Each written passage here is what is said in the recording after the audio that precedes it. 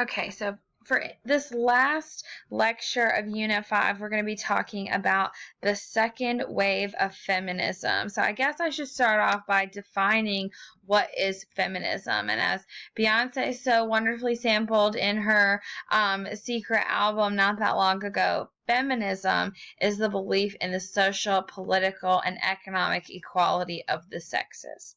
So we've already talked about some people who are going to be involved in this new wave, the second wave of feminism. So the first wave of feminism, we would say, is the era when women get the right to vote. You know, Alice Paul, Carrie Chapman Catt. That's the first wave of feminism. The second wave is right here in the 60s and 70s, and the third wave is currently happening. So Betty Friedan kicks off a lot of this with her book, The Feminine Mystique. If you remember, we talked about that a while back.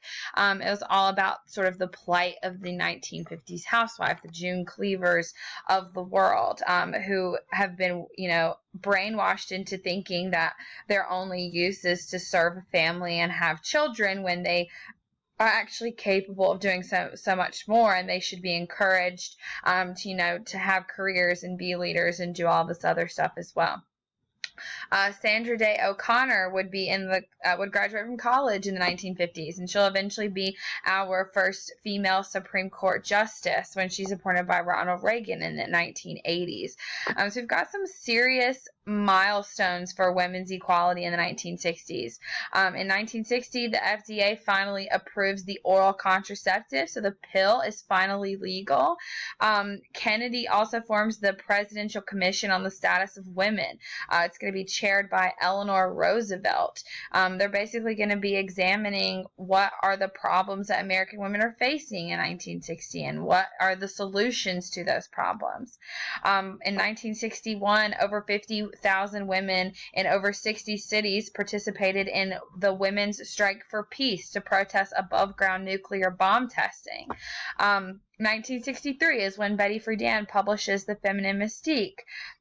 1963 is also when the Equal Pay Act is passed to mandate that men and women are paid the same. Now, I'm sure you're thinking, but men and women aren't always paid the same. Women are paid about 75 cents on the dollar compared to what men make in 2017, and that is 100% accurate, and that is because there are still ways around this law, but that law was very vital in helping to close that loophole.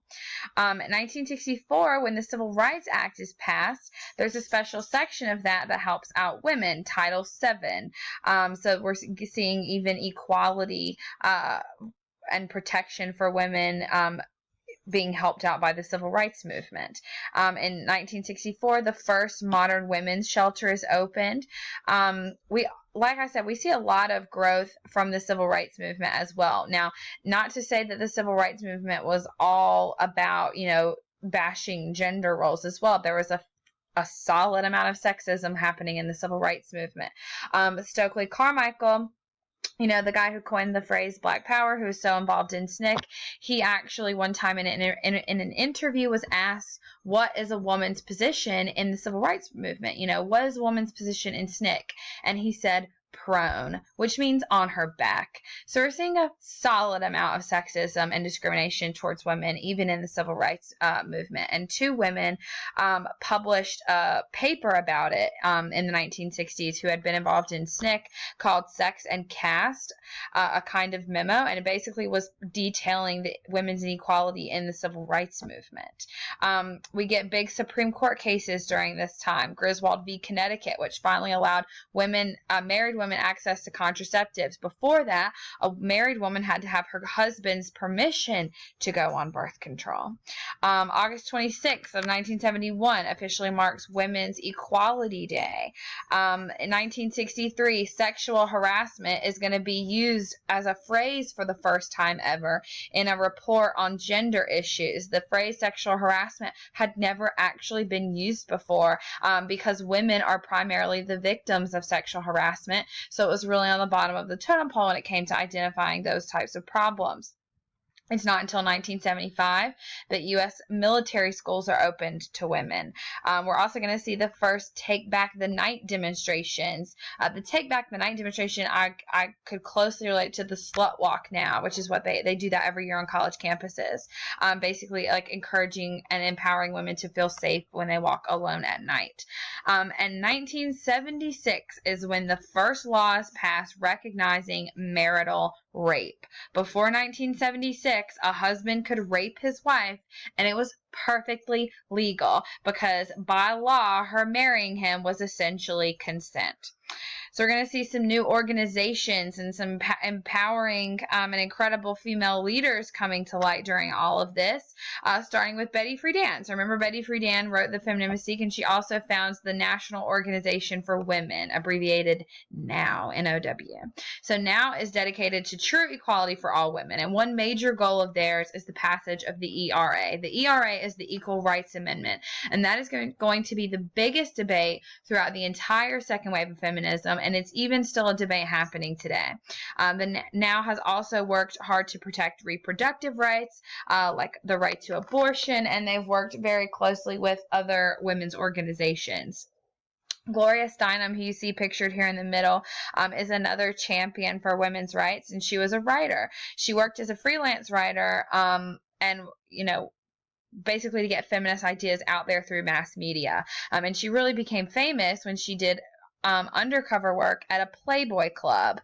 And so she was a Playboy bunny for a while as a waitress, and published this huge report basically talking about how the club was mistreating the waitresses and about how horrible the customers were to the women and about how they were expected to act and things like that. And that's really when she got on the market. There's always the stereotype that feminists are, like don't shave their legs, they're all lesbians, they cut their hair short, they're all butchy. And Gloria Steinem helps to combat that. I mean, the woman was absolutely gorgeous. She was a Playboy bunny.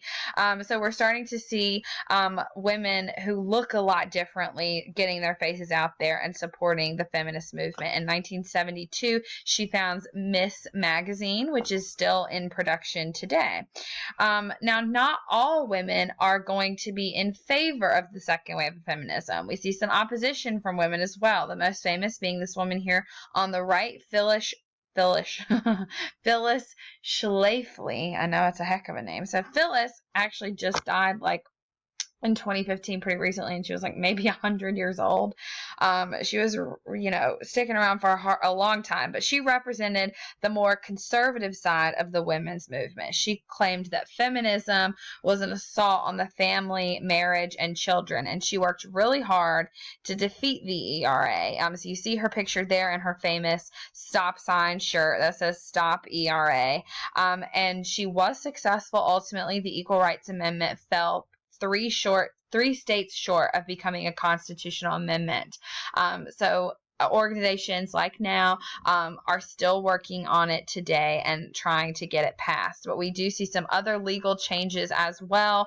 The EEOC, which we've talked about before, in that Civil Rights Act, helps to establish equality for women in the workplace, not just equality between the races, but between the genders as well. We also get Title IX, which establishes equality in schools. All students, men and women, are entitled to the same education. So the most common way that Title IX is used is in athletics. If a woman wants to play a sport, they have to let her on the boys' team unless they can create a separate women's team. So if only one girl wants to play football, you got to let her play with the guys. That's what Title IX says. The most recent way that Title IX has been making its appearance in the news has actually been involving sexual assault and rape on college campuses. Many times college campuses like to shove sexual assault under the rug because it makes their campus look bad. So they don't like to talk about it, and they don't really punish the rapist that often or the assaulter that often.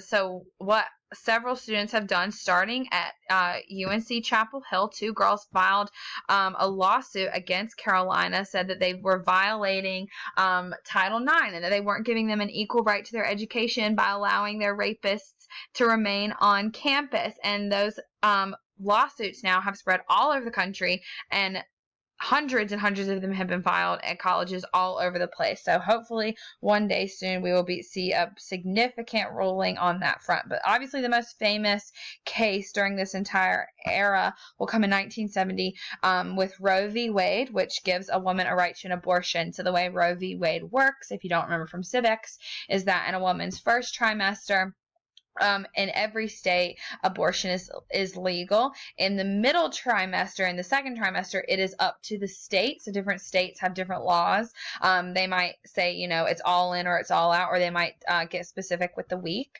But then in the third trimester, abortion is only legal in case of dire circumstances, like if the mother's life is in danger or something like that.